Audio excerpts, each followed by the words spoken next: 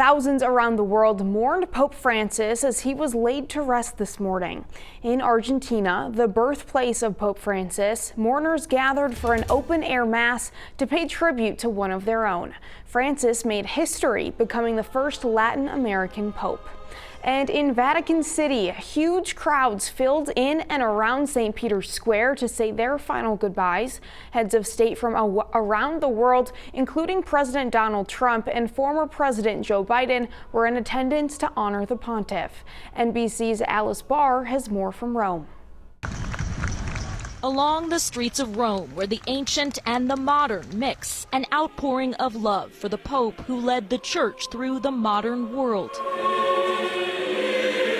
Pope Francis remembered today for his open heart and spirit of service to the people who loved him. His love for the poor was really beautiful, and his just immense humility as a pope. Some 200,000 gathered for the funeral, crowding in and around St. Peter's Square. He was such a wonderful man, and so it means a lot to be here. Along with world leaders, including President Trump and Ukrainian President Zelensky, who sat together in this holy place for brief talks about Russia's war on Ukraine that Pope Francis so devoutly wished would end.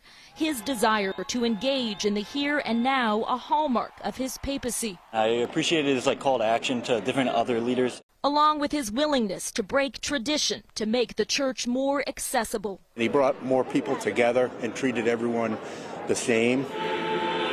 That maverick streak on display today as roughly 300,000 watched the procession to his final resting place outside the Vatican walls for the first time in more than a century.